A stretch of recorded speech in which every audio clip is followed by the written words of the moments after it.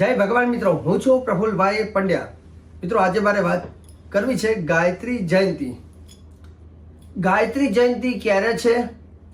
ગાયત્રી જયંતિનું મહત્વ શું છે? ગાયત્રી માતાની પૂજા કઈ રીતે કરવી? ગાયત્રી માતાની પૂજા કરવાથી કેવા થાય છે લાભ? ગાયત્રી મંત્ર કેમ ચમત્કારી છે? તો આજના વિડીયોમાં સંપૂર્ણ જાણકારી હું તમને આપવાનો છું. પરંતુ તમે જો આ કાર્યક્રમમાં પહેલીવાર પધાર્યા હોવ તો મારા વિડીયોને લાઈક કરો, શેર કરજો, સબસ્ક્રાઈબ કરજો અને બેલનું બટન પણ ચોક્કસ દબાવજો. શરૂઆત કરીએ. ગાયત્રી જયંતિ ક્યારે છે? પહેલું તો ગાયત્રી જયંતિ આ વખતે 25 તારીખે છે. 25 જૂન 2026 ગુરુવારના દિવસે છે ગાયત્રી જયંતિ. ગાયત્રી જયંતિ એવું કહેવાય છે જેઠ મહિનામાં આવે છે. જેઠ સુદ 11 એટલે કે ગાયત્રી જયંતિ. ગાયત્રી માતાને વેદોની માતા ગણવામાં આવે છે. એવું કહેવાય છે ગાયત્રી મંત્ર જે છે જેને તારક મંત્ર પણ કહેવામાં આવે છે. તારક મંત્રનો અર્થ થાય કે જે તારનાર છે ને તારક કહેવાય છે. જે ભવસાગરના બંધનોમાંથી આપણને તારે છે એ મંત્ર એટલે કે ગાયત્રી મંત્ર. એવું કહેવાય છે કે મનુષ્યનો પ્રાણ છે ગાયત્રી. એવું કહેવાય છે કે ગાયત્રી જયંતિના દિવસે શક્ય હોય તો ગાયત્રી મંત્રનો જપ કરવો, હવન કરવો અને ગાયત્રી ચાલીસાનો પાઠ ચોક્કસ કરજો. ગાયત્રી માતાજીનું સ્વરૂપ કેવું છે તો શાસ્ત્રમાં લખ્યું છે હંસારૂઢ સિતંબર ધારી સ્વર્ણ કાંતિ શુચિ ગગન વિહારી પુસ્તક પુષ્પ કમંડલુ માલા શુભ્રવર્ણ તનુ નયન વિશાલા. આ ગાયત્રી માતાનું સ્વરૂપ છે. એવું કહેવાય છે ગાયત્રી માતાના પંચમુખી 5 મુખ બતાવેલા છે, 10 હાથ છે, સુંદર વર્ણ છે, મોટી આંખો છે, હંસ ઉપર સવારી છે, સોના સમાન એમનું તેજ છે, હાથની અંદર કમંડલ અને પુસ્તક માલા માતાજીએ ધારણ કરેલું છે અને દુનિયાનો સૌથી શક્તિશાળી મંત્ર એ માતા ગાયત્રી માતાનો મંત્ર છે. એવું કહેવાય છે કે મહામંત્ર જીતને જગ માહી, મહામંત્ર જીતને જગ માહી, કો ગાયત્રી સમ નાહી, સુમિરત તહિય મે જ્ઞાન પ્રકાશે, આલસ પાપ અવિદ્યા નાશે. એવું કહેવાય છે કે આ દુનિયામાં તમામ મંત્રો છે પણ ગાયત્રી મંત્રથી મોટો મંત્ર કોઈ નથી. બીજું, આ મંત્રનું સ્મરણ કરવાથી જ્ઞાનમાં વૃદ્ધિ થાય છે. આ મંત્ર બોલવાથી આળસ જે હોય એ નષ્ટ થાય છે, બાળકોમાં વિદ્યાની પ્રાપ્તિ થાય છે અને શરીરના રોગો પણ નષ્ટ થાય છે. એવું કહેવાય છે અક્ષર 24 પરમ પુનિતા ઇનમે બસે શાસ્ત્ર શ્રુતિ ગીતા. ગાયત્રી મંત્રના અક્ષર 24 છે અને 24 અક્ષરની અંદર એવું કહેવાય સંપૂર્ણ બ્રહ્માંડની તાકાત રહેલી છે. ઇનમે બસે શાસ્ત્ર શ્રુતિ ગીતા. તમામ શાસ્ત્ર, ગીતા બધું જ એ ગાયત્રી મંત્રની અંદર આવી જાય છે. તો ગાયત્રી મંત્રની તાકાત કંઈક અલગ જણાવેલી છે. ગાયત્રી મંત્ર કયો છે? ઓમ ભૂર્ભુવઃ સ્વઃ તત્સવિતુર્વરેણ્યમ ભર્ગો દેવસ્ય ધીમહિ ધિયો યો નઃ પ્રચોદયાત. આ ગાયત્રી મંત્ર છે. પરંતુ મિત્રો, ખાસ કરીને ગાયત્રી મંત્રને ગુપ્ત મંત્ર કહેવામાં આવે છે. એટલે ગાયત્રી મંત્ર જો તમને આવડતો હોય તો બને ત્યાં સુધી ગાયત્રી મંત્રનું ઉચ્ચારણ તમે મનમાં કરશો એટલું આ મંત્ર વધારે શક્તિશાળી બને છે. આ મંત્ર ગુપ્ત છે એટલે બને ત્યાં સુધી આ મંત્ર જાહેરમાં બોલ્યા કરતાં તમે મનમાં જેટલો જપ કરશો એટલી એની તાકાત વધે છે.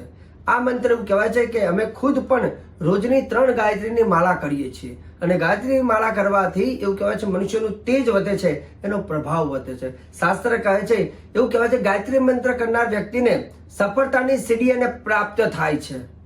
આ મંત્ર જ્યારે બોલવામાં આવે છે ત્યારે શરીરમાં અલગ પ્રકારની એક ધ્રુજારી ઉત્પન્ન થાય છે, મસ્તક ઉપર સકારાત્મક પ્રભાવ પડે છે. એવું કહેવાય છે બ્લડ સર્ક્યુલેશન મનુષ્યનું તેજ બને છે, ચામડીની પ્રતિરોધક ક્ષમતા વધે છે. એવું કહેવાય છે કે હાડકાં મનુષ્યના મજબૂત બને છે. આ મંત્રથી મનુષ્યને ઓક્સિજન પ્રાપ્ત થાય છે અને ગાયત્રી માતાનું ધ્યાન કરવાથી દુઃખ દરિદ્રતા નષ્ટ થાય છે. એવું કહેવાય છે કે ખાસ કરીને ગાયત્રી માતાની પૂજા તમારે કરવી હોય તો પૂજાની અંદર સવાર બપોર અને સાંજે તમે પૂજા કરી શકો. એના થોડા નિયમ છે કે પૂજન કરનાર વ્યક્તિ ખાસ કરીને પીળા વસ્ત્ર ધારણ કરીને પૂજા કરે છે તો વધારે શ્રેષ્ઠ છે, કે ગાયત્રી માતાને પીળત વસ્ત્ર, પીળા પુષ્પ, પીળી વસ્તુ વધારે પ્રિય છે. પૂજન કરનાર વ્યક્તિ સ્નાન કરી પવિત્ર થઈ અને મનમાં ગાયત્રી મંત્ર ભણી અને દીવો પ્રજ્વલિત કરી ભગવાન ગણેશજીની પૂજા કરી ગાયત્રી માતાજીનું સ્વરૂપ હોય તો ષોડશોપચાર ગાયત્રી માતાની પૂજા કરવીની. ઓમ ગાયત્રી નમઃ આ મંત્ર લેવાનો, કાં તો ઓમ વેદ માતાય નમઃ આ મંત્રથી માતાજીને તિલક, ચોખા અને પીળા પુષ્પ અર્પણ કરવાના. સાથે સાથે ફૂલનો હાર, ધૂપ, પ્રસાદ અને પ્રસાદ અર્પણ કર્યા પછી શક્ય હોય તો ગાયત્રી માનો તમે હવન પણ કરી શકો. એવું કહેવાય છે કે જે વ્યક્તિ ગાયત્રીની સાધના કરે છે એ વ્યક્તિને ઘણા બધા લાભ થાય છે. મંદ બુદ્ધિ તે બુદ્ધિબલ પાવે, રોગી રોગ રહિત હે જાવે. એવું કહેવાય છે કે જે વ્યક્તિ આ ગાયત્રીની ઉપાસના કરે છે એની બુદ્ધિ તીવ્ર બને છે, મતલબ બુદ્ધિશાળી વ્યક્તિ બને છે. સાથે સાથે બળની પણ પ્રાપ્તિ થાય છે. રોગી રોગ રહિત, જે વ્યક્તિના શરીરમાં અનેક જાતના રોગ હોય તો રોગ પણ એના ભાગવા લાગે છે. આ ગાયત્રી મંત્રનો એક અલગ જાતનો પ્રભાવ છે. સમસ્ત દેવી દેવતાઓ એવું કહેવાય છે કે ગાયત્રી મંત્ર સૌથી શક્તિશાળી છે. અને ખાસ કરીને ગાયત્રી મંત્રની દીક્ષા પણ બ્રાહ્મણ, જ્યારે અમે ખુદ યજ્ઞોપવિત સંસ્કાર જ્યારે ધારણ કરીએ છીએ ત્યારે અમારા ગુરુ પણ કાનમાં આ મંત્ર કહે છે અને આ મંત્રથી એવું કહેવાય છે કે અમારું ભાગ્ય બદલાય છે. અમને આ મંત્ર કરવાથી આરોગ્ય સારું રહે છે અને ધનનો લાભ પણ થાય છે. તો આ મંત્ર મહામંત્ર છે, એનો ઉપયોગ તમારે ચોક્કસ કરવો જોઈએ. ગાયત્રી મંત્રના બીજી પણ તાકાત રહેલી છે. દરિદ્ર મનુષ્યનું દૂર થાય છે. દરિદ્ર મિટે કટે સબ પીરા, નાસે દુઃખ હરે ભવ ભીરા, ગૃહ ક્લેશ ચિત ચિંતા ભારી, નાસે ગાયત્રી ભયહારી. એવું કહેવાય છે ઘરની અંદર જે ક્લેશ, કંકાસ, ચિંતા હોય એ બધું નષ્ટ થઈ જાય છે, દુઃખ દૂર નષ્ટ થઈ જાય છે. સાથે સંતતિહીન સુસંતતિ પાવે, જેના ઘેર સંતતિ નથી એને સંતાન પણ મળે છે. અને લખ્યું છે કે સુખ સંપત્તિ યુત મોદ મનાવે, સુખની પ્રાપ્તિ થાય છે. ભૂત પિશાચ સબે ભય ખાવે, ભૂત પિશાચના જે ડર હોય, ભય હોય, નેગેટિવ આપણે દૂર થાય છે. યમ કે દૂત નિકટ નહીં આવે, યમના દૂત પણ એ વ્યક્તિની જોડે આવતા નથી. આટલી તાકાત રહેલી છે ગાયત્રી મંત્રની શક્તિ છે. જે લોકો ગાયત્રી જયંતિના દિવસે ધ્યાન કરવા માંગતા હોય તો તમે સ્થિર બેસી અને ગાયત્રી મંત્ર, હું જે કહું છું હવે, આ મંત્રથી તમારે ધ્યાન કરવાનું છે. અને આ ધ્યાન કરવાથી એવું કહેવાય છે કે આપણા શરીરની અંદર 72,000 નાડી છે. આપણા શરીરમાં 72,000 નાડી છે અને મુખ સાથે બધી નાડી જોડાયેલી છે. જો તમે ધ્યાન કરો છો અને આ મંત્ર બોલો છો તો 72,000 નાડીઓમાં એની તાકાત જાય છે અને શરીરમાં 7 ચક્ર એક્ટિવ બને છે. એવું કહેવાય છે કે એ મંત્ર છે ઓમ ભૂ, ઓમ ભુવઃ, ઓમ સ્વઃ, ઓમ મહ, ઓમ જનઃ, ઓમ તપઃ, ઓમ સત્યમ. આ મંત્ર બોલવાના છે અને આ બોલીને ધ્યાન કરવાનું છે. ઓમ ભૂ, ઓમ ભુવઃ, ઓમ સ્વઃ, ઓમ મહ, ઓમ જનઃ, ઓમ તપઃ, ઓમ સત્યમ, ઓમ ભૂ. આ રીતે તમારે સતત ઉચ્ચારણ કરી અને ગાયત્રી દેવીની સામે બેસી અને આ કરવાથી એવું કહેવાય છે કે તમારા શરીરની 72,000 નાડીઓ એક્ટિવ થાય છે.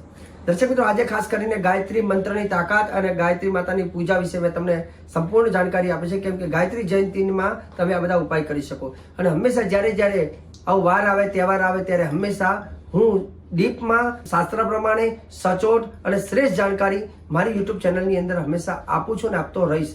તમે પણ જો તમને મારો વિડીયો સારો લાગ્યો હોય તો વિડીયોને પહેલાં તમારા ગ્રુપમાં બધે શેર કરી દો, વિડીયોને લાઇક કરજો, ચેનલને સબસ્ક્રાઈબ કરજો, બેલનું બટન પર ચોક્કસ દબાવજો. અને રહી વાત, જો તમે આધ્યાત્મિક યાત્રા કરવા માંગતા હોય કૈલાસ માનસરોવરની તો અમારી સાથે તમે જોડાઈ શકો છો. અને રહી વાત જ્યોતિષને લઈને કંઈ પણ જાણકારી લેવી હોય અથવા વાસ્તુને લઈને તમારા મનમાં કોઈ પણ જાતના પ્રશ્નો હોય, મકાનની તમારે વિઝિટ કરાવી હોય તો તમે અમારા કાર્યાલયનો સંપર્ક સાધી શકો છો. મને આપી દો રજા. જય ભગવાન.